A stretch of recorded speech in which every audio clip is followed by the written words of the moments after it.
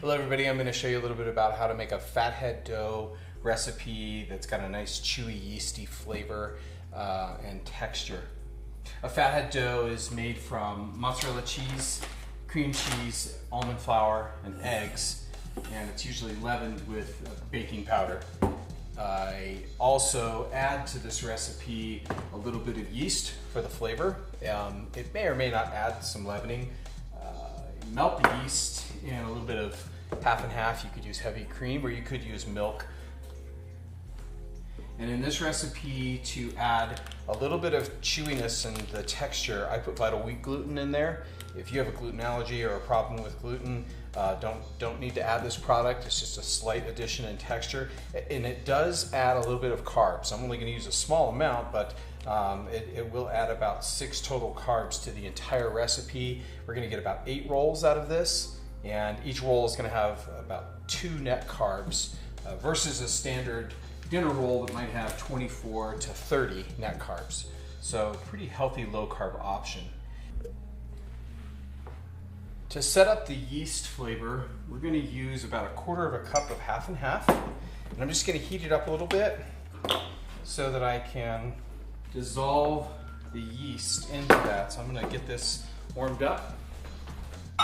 And to the warm half and half, I'm going to add a tablespoon of yeast. This is a 2 cups of flour recipe, and I found that a tablespoon is enough to really impart the flavor that we're looking for.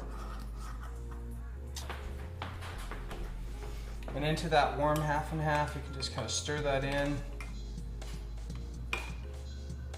Set that aside, let it sit for a minute, and we'll come back to it and stir it again. We're gonna go ahead and pre-mix the almond flour with the wheat gluten, a little bit of salt, and the baking powder.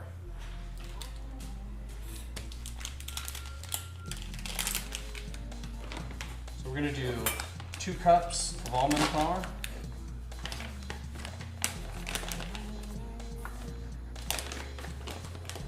and 1/4 cup of the wheat gluten,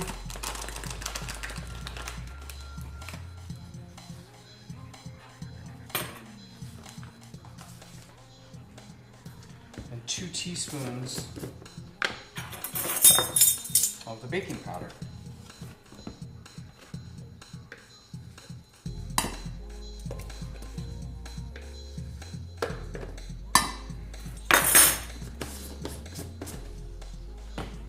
And then about 1/4 teaspoon of salt. This is just pink Himalayan sea salt. You can use any kind you like. Continue to get our yeast softened, and once we have the mozzarella and the cream cheese ready and warmed up and mixed, we're going to add this along with the eggs. This will soften a little bit more. So I'm going to use a fork to stir the dry ingredients. Just want to incorporate those as best as you can, evenly. Because once this goes together with the cheese mixture, you don't have a lot of time to work as it cools off pretty quickly. Sometimes almond flour can have kind of clumps in it too, so you're going to want to work some of those out. Okay. We'll be ready. We're going to do our eggs.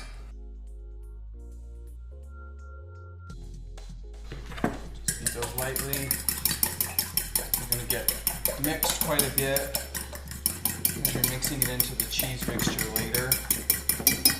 And we're going to reserve a little bit of that to go on top of the rolls as like a brush over the top, again, to kind of create that crusty, chewy texture on top. So now we'll do the warmed up cheese. The equipment that I use for this, I use a scale for measuring my cream cheese. You can buy cream cheese in a package that you can just carve off however much it says, and your basic measuring utensils. And then I have a glass mixing bowl here that I'm going to use, because the first process that we're going to go through is to melt the mozzarella cheese and the cream cheese together. So let's go ahead and get started. I do this in a microwave. You could do it over a double boiler if but in a glass measuring bowl or just a glass mixing bowl in the microwave is the fastest, most efficient way to do that. So what I'm going to do is I'm going to get 2 ounces of cream cheese here.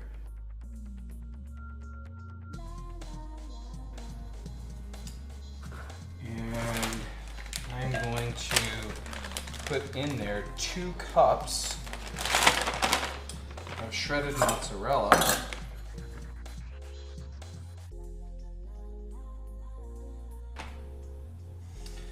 And ideally, what I'm able to do is kind of break the cream cheese up into 4 or 5 smaller chunks. That does seem to help with the melting process. All right, off to the microwave. We're gonna put this in the microwave for about 1.5 minutes. All right, so here's that stringy cream cheese mozzarella in its final stage here. Looks pretty good. I'm gonna go ahead and add most of the egg. Reserve a little bit for brushing on top. Our yeast are warmed up, melted, half and half in yeast. It's pretty smooth.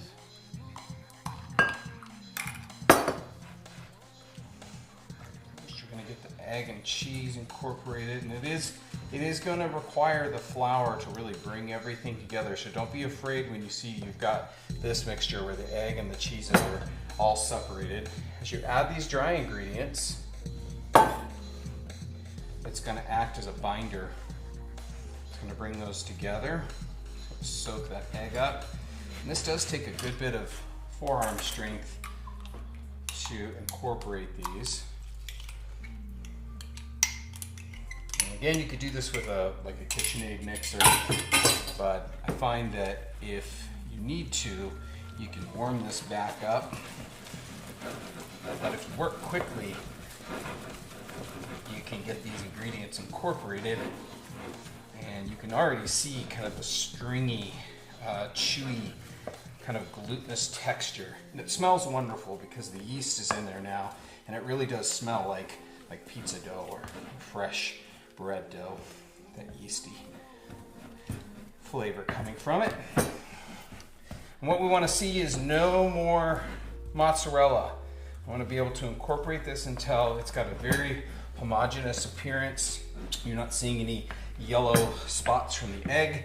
You're not seeing any white strings from the mozzarella.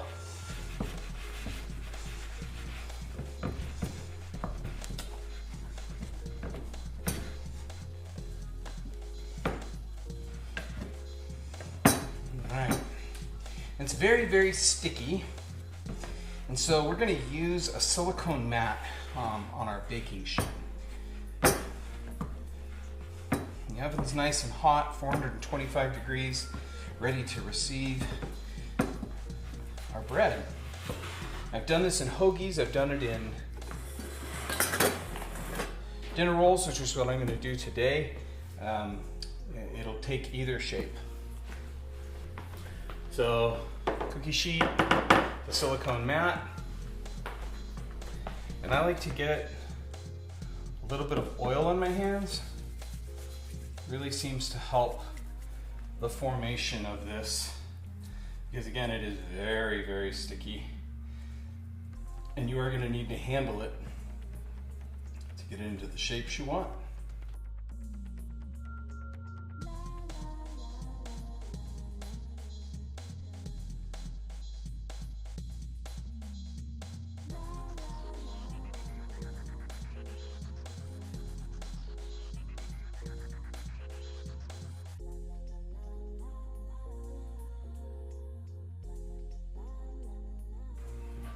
All right, now we're gonna brush this with egg, pop it into the hot oven.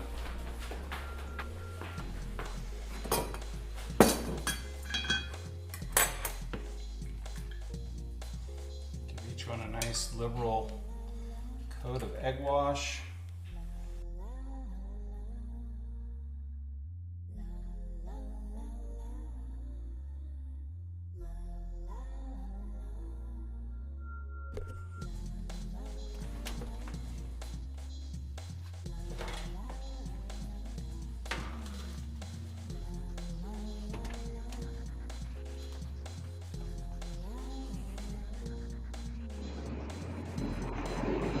So I have a convection oven and it's set to 425, and that works pretty well for this recipe. You do want it pretty hot to really sear the outside of these.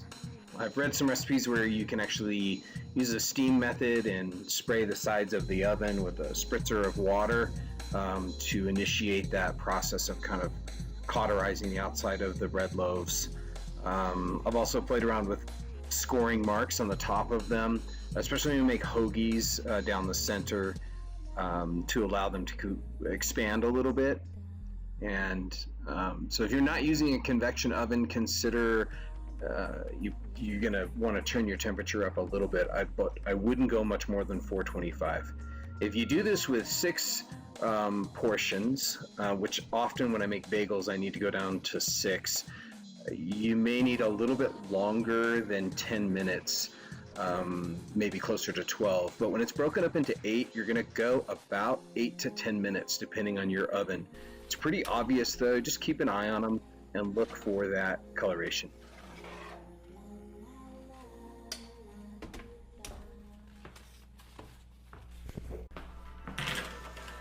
I like to let these rest for about 5 to 10 minutes at most, and then eat them while they're hot. These do freeze really well, and you just need to put them in a Ziploc bag or whatever freezing system you have. I recommend, if you're gonna want them sliced, slice them before you freeze them. And then when you're warming them up, after they've thawed, you actually leave them together and put them in a toaster oven, the two halves together, and toast them, or if they're unsliced, just toast them unsliced. They tend to brown very, very quickly if you open face them in your toaster. So there you go. Chewy, yeasty, fathead dinner rolls or hamburger buns that you can enjoy on a low carb diet.